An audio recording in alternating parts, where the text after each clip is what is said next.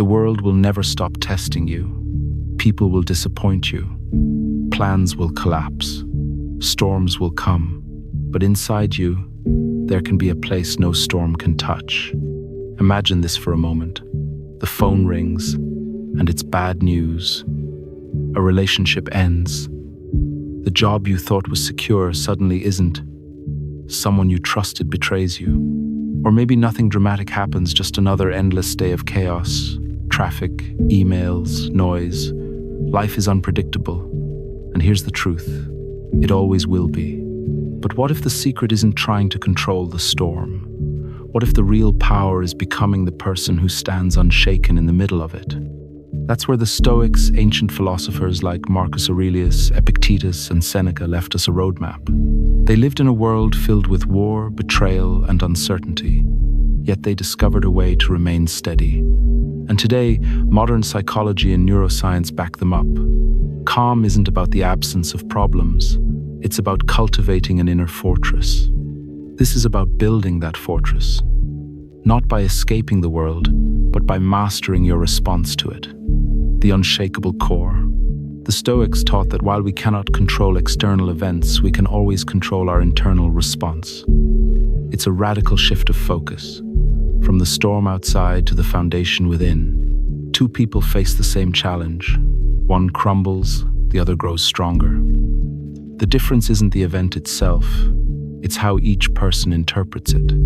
Modern psychology confirms this. Cognitive behavioral therapy, one of the most effective forms of therapy today, is rooted in this very Stoic principle. Perception shapes reality more than events themselves. If you believe an obstacle is the end, you'll collapse. But if you see it as training, as resistance that makes you stronger, you transform it. Marcus Aurelius, a Roman emperor who ruled through plagues and war, wrote in his journal, "You have power over your mind, not outside events. Realize this, and you will find strength." That wasn't a quote for Instagram. That was his survival manual. The message is simple. You may not calm the storm outside, but you can calm the storm inside. And the moment you do, you discover what the Stoics called ataraxia, a state of inner peace, untouched by external noise. The dichotomy of control. One of the most powerful Stoic teachings is something so simple, yet so life-changing, that once you internalize it, your entire way of dealing with chaos transforms. The Stoics called it the dichotomy of control. It works like this. There are two lists in life. The first list, things you can control. The second list, things you cannot control. The mistake most people make is living as if the second list belongs to them. They waste hours, days, even years, trying to bend reality into their will, shouting at the sky for raining or cursing the traffic for being slow. And what's worse, they tie their inner peace to these things they never had power over in the first place. What goes in the first circle? Your thoughts, your actions, your choices, your attitude. These are yours. No one can take them from you. What goes in the second circle? Other people's opinions, the weather, the economy, accidents, outcomes of your effort. All of these are outside your grasp. And yet, think about how much of your stress comes from this second list. Epictetus put it bluntly, happiness and freedom begin with a clear understanding of one principle. Some things are within our control, and some things are not. This principle is so practical that modern stress reduction therapies use it directly. Psychologists call it locus of control. Those with an internal locus, people who focus on what they can do, thrive under pressure. Those with an external locus, people who obsess over things they can't influence, feel constantly helpless, like life is dragging them by the collar. So, what's the Stoic habit here? Every time something rattles you, pause and ask, is this in my control or not? If it's not, release it. Don't fight the river. Use your strength where it counts on steering your own boat. The truth is, you don't need control over the whole world. You only need control over yourself. And that shift, that narrowing of focus, is what makes a person unshakable. Practicing the pause. Here's where philosophy meets neuroscience. The Stoics had a practice that is as powerful today as it was 2,000 years ago. The ability to pause before reacting. Think about the last time you snapped at someone. Maybe it was a careless comment from a coworker.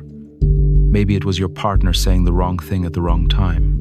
In that instant, you felt your chest tighten, your heart race, your words sharpen like a blade. And before you knew it, the reaction was already out and the damage was done. The Stoics warned against this.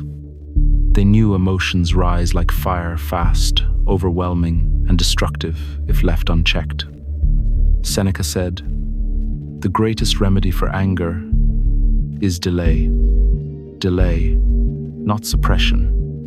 Not pretending you don't feel it, but giving yourself space to let reason step back in."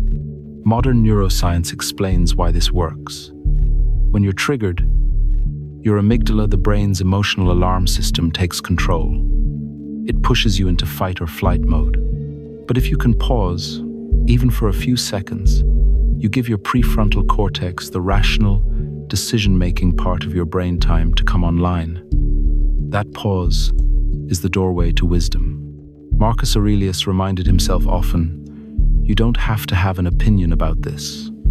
Not every insult deserves your energy. Not every event requires your outrage." So, how do you practice the pause? Step 1. Feel the surge. Name it. I am angry. I am anxious. Labeling lowers its intensity. Step 2. Breathe. Inhale for 4, exhale for 6.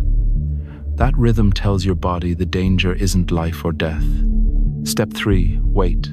Even 10 seconds can shift you from impulse to intention. This isn't about becoming a robot. It's about reclaiming choice. When you react instantly, you're a puppet of your emotions. When you pause, you cut the strings, the daily armor. The Stoics didn't wait for life to surprise them. They armored their minds every morning before stepping into the world. This practice was called premeditatio malorum, the premeditation of evils. At first, that sounds dark. Why imagine bad things happening before they do? But for the Stoics, it wasn't about pessimism. It was about preparation. By rehearsing storms in your mind, you robbed them of their power to shock you. Marcus Aurelius would write in the mornings, "Today I shall meet with interference, ingratitude, insolence, disloyalty, ill will, and selfishness." Imagine starting your day with that. Instead of being blindsided by rudeness or failure, you've already prepared. You don't take it personally. You expected it. Modern psychology calls this stress inoculation. By visualizing challenges before they happen, you train your nervous system not to overreact when they do. It's like a fire drill for the soul. Here's how you can practice it. Step 1. Each morning, pause for 1 minute. Step 2. Imagine the frustrations you might face, the interruptions, the delays, the rejections. Step 3. See yourself meeting each calmly, choosing patience instead of anger, clarity instead of panic. Seneca said, "He who has anticipated the coming of troubles takes away their power when they arrive." That's the essence of the daily armor. You're not invincible, but you are prepared.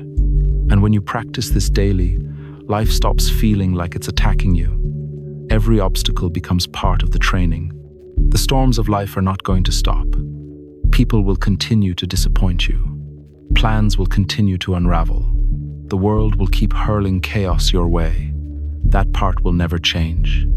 But here's the truth the Stoics discovered.